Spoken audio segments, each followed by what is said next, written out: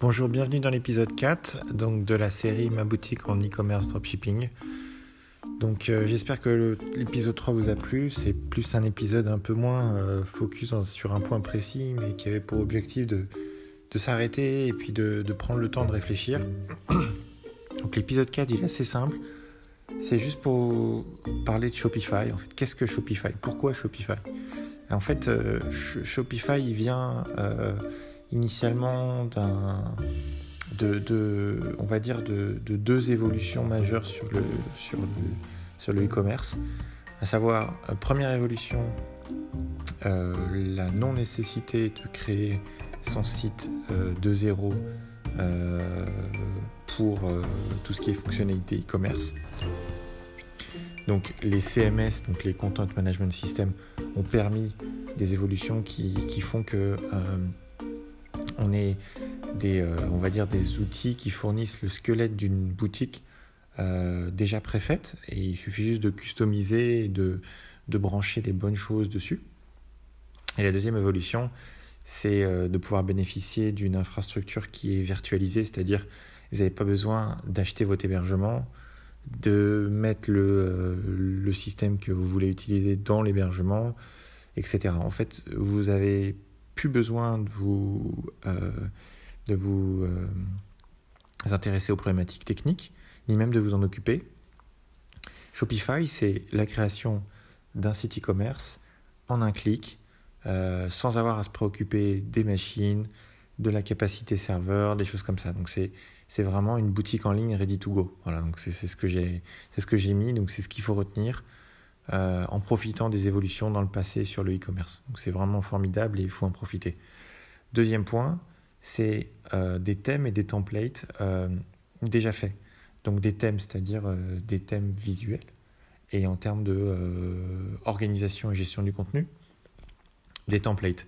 Donc en fait, c'est vraiment une boutique prête jusqu'à la façon dont c'est stocké et présenté au client final.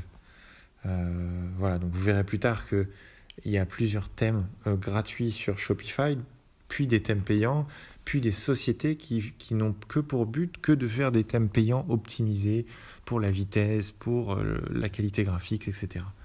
Donc voilà, je vous en parlerai plus tard au moment venu. Troisième point, c'est ce que j'ai appelé l'App Store. J'ai volontairement appelé ça l'App Store en synonyme d'autres App Store similaires que vous trouvez sur d'autres outils, pour ne pas les citer, donc iPhone, Android, etc.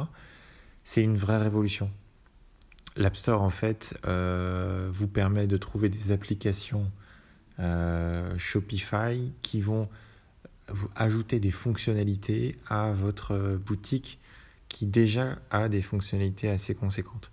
Donc dans l'épisode 5, je vais vous présenter les applications que je préfère à titre personnel et que j'utilise aujourd'hui sur ma boutique qui a fait au jour d'aujourd'hui 500 000 € de chiffre d'affaires. Donc voilà, j'espère vous faire partager des choses intéressantes, mais je ne connais pas toutes les applications. Il y en a des milliers, voire des centaines, des dizaines de milliers. Donc n'hésitez pas à me dire dans les commentaires s'il y en a qui vous intéressent. Donc ça, c'est pour l'épisode 5. Donc maintenant, en termes de fonctionnalités incluses, alors c'est un peu basique ce que je vous ai écrit là, mais c'est juste pour vous donner une idée.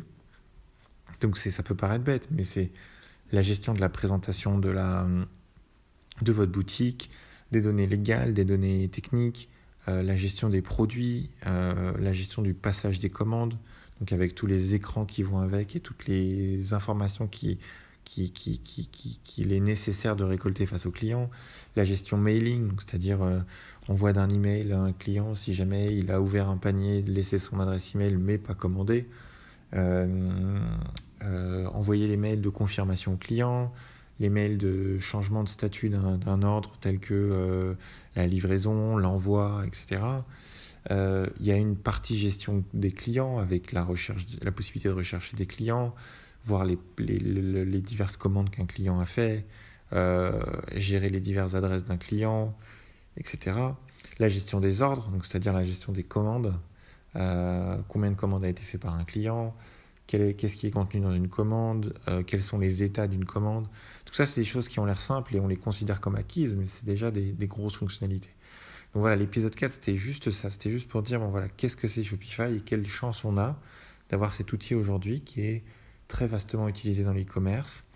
Donc, nous, on a un focus sur le dropshipping, en tout cas aujourd'hui, pour cette série, mais il ne faut pas s'imaginer que Shopify est synonyme de dropshipping. Shopify, ça permet de mettre en place un site de e-commerce. Si demain, vous arrêtez de faire du dropshipping et vous achetez votre stock parce que vous avez réussi en dropshipping, parce que vous voulez fournir une meilleure expérience à l'utilisateur, à votre client, excusez-moi, par exemple, vous voulez contrôler le packaging, vous en avez marre que ce soit quelqu'un d'autre qui envoie les colis, vous voulez les envoyer depuis Amazon, depuis des entrepôts dans le sud de la France parce que vos clients sont dans le sud de la France, c'est possible via Shopify avec les outils, les bons outils, et je vous invite à y réfléchir. Donc voilà, l'épisode 4 c'était tout, c'était court, c'était bref. Si vous avez des questions, n'hésitez pas dans les commentaires, je suis là pour vous. Entre-temps, n'oubliez pas de liker, de partager et de vous abonner si ce n'est pas déjà fait. Bonne journée à vous.